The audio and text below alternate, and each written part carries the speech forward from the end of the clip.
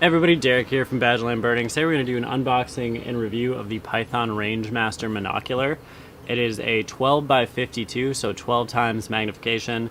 52 is the millimeter size of the objective lens. So the higher that millimeter size, the wider your field of view is going to be. And this is a California-based company, I believe, so I always like companies that are kind of doing business out of the US. Packaging looks really nice and sleek. So we have this. Comes out of this box, feels nice and sturdy.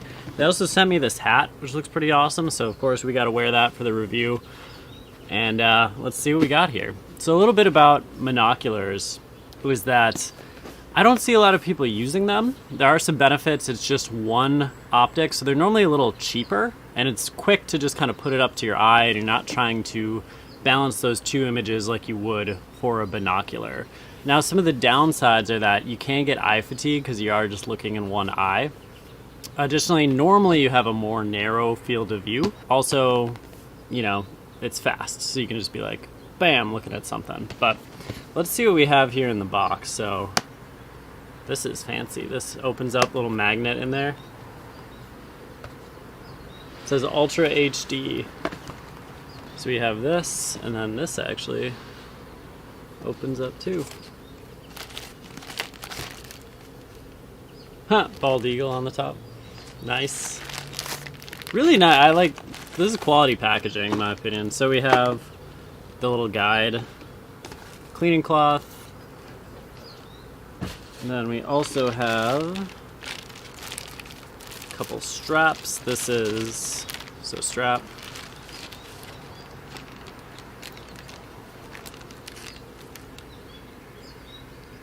It's like a little thing you can put on to kind of carry it.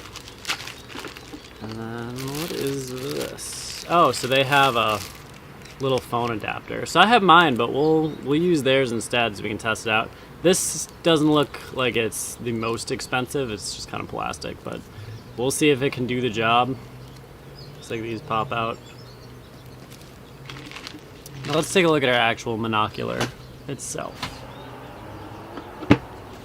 So it's pretty small, pretty light and compact. Here we go. So it looks like this is our tripod attachment. Feels solid, like the coating on it feels pretty sturdy. It says it's Ultra HD. When you are looking at optics, HD glass is something you want to look for. Also that the optics are multi-coated. Now are these, it says, yep, fully multi-coated lens. So basically having HD glass and multi-coated optics means that it's going to let as much light in as possible, and it's going to get rid of chromatic aberration or color fringing.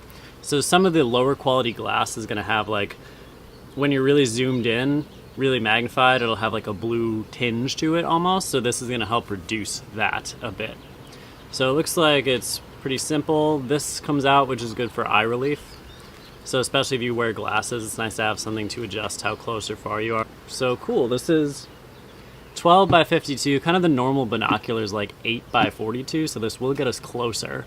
But that being said, it might be a little harder to actually find what we're looking for, because with a wider field of view, you can see more things, because you can see more, so it's easier to target your bird. When you zoom in right away and you're just looking, sometimes it's so narrow it's hard to kind of find your objects. We'll have to see what the balance is with this optic. We'll go around and see if we can get some images of birds with the adapter.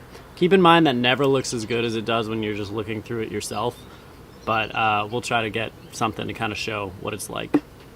So I added the hand attachment, which is what this is, and then the other one is actually for the bag. So this is kind of nice. I feel like I have like an old style camcorder. But we're just gonna kind of walk around the yard and see if we can get some birds with the monocular.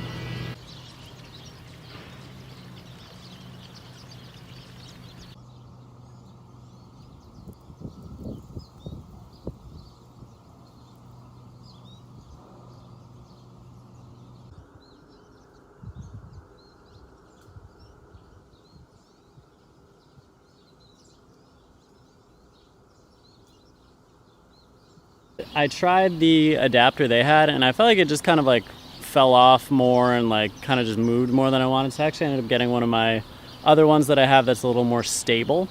So I put that on, and the bottom actually twists out and you can just screw it into the plate of a tripod. So we're gonna get some images with the tripod, which should be a lot more steady than the ones I was trying to do by hand. Something interesting I noticed is that through the lens or through the phone, it looks like there's chromatic aberration, like there's blue lines around stuff. But then when I look through it, there's none. So that must be an artifact of the phone going through, which is one of the reasons it's really hard to showcase optics, because the view you get when you're going through a phone and an adapter and then your actual device is different than you see with just your eyes. But we're gonna do our best to get something similar, but just note that that chromatic aberration you see, I am not seeing when I just look through it myself.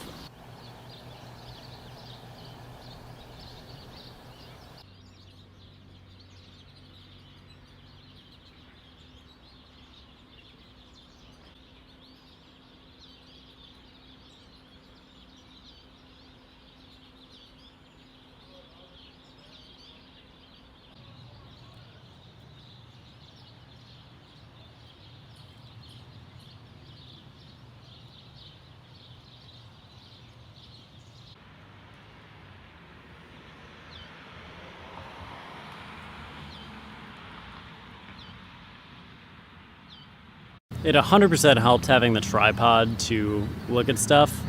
I am gonna kind of break this up into like here are videos of things I saw and then actually look through it and give my opinion as I'm looking through it. Because I feel like that's the more valuable thing. Like you can kind of see a facsimile of what it's kind of like, but I think having a reviewer be like, this is clear, this is not clear, this is what's going on with this, that's actually the more telling thing. But always with optics, if you can get out and try it yourself and test it before you buy, that's super preferable because then you know exactly what you're getting, but we're gonna do our best. Cool, we were able to get a couple different species using the monocular on the tripod. Now I'm gonna do kind of our like actual use review where I'm just gonna test it out, look at things and see how it actually looks through here, not just through the phone and that adapter.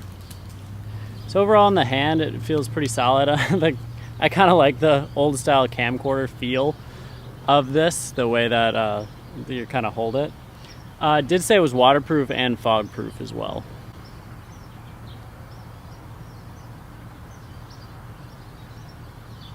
So it is pretty quick to focus, like it's pretty easy to look at something and then kind of be able to focus right away.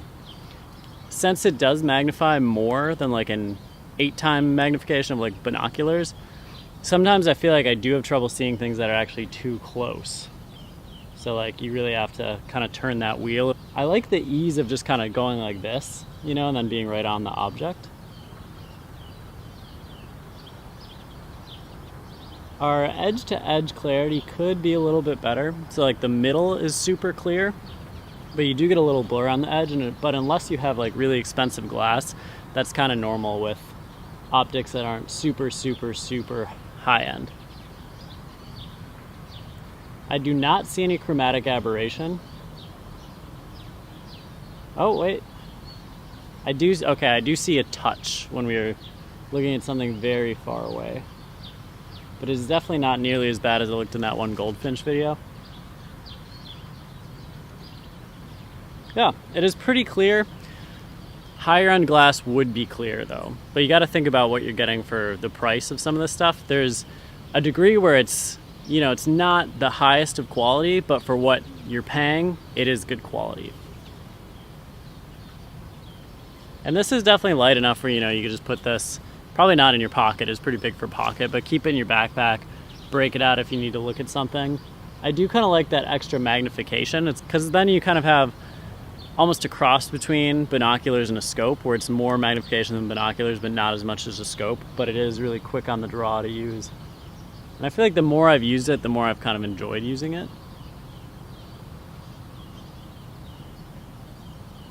Because I really don't see a lot of birders using binoculars.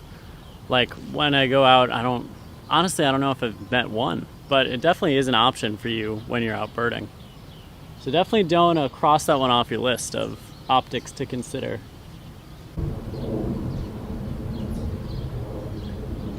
I can definitely see how you might get some eye fatigue over time with like kind of squinting through. But with monocular versus binoculars versus scope, there is some give and take.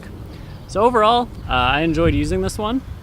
If you've ever tried it, let us know in the comments below. If you're a birder, let me know if you've ever used a monocular for birding or if this is like your dedicated optics. I'm really curious to know that too. But thanks so much to Python for sending this over and for this super cool hat. And let us know what you think in the comments below. Thanks for watching. We'll see you next time on Badgerland Birding.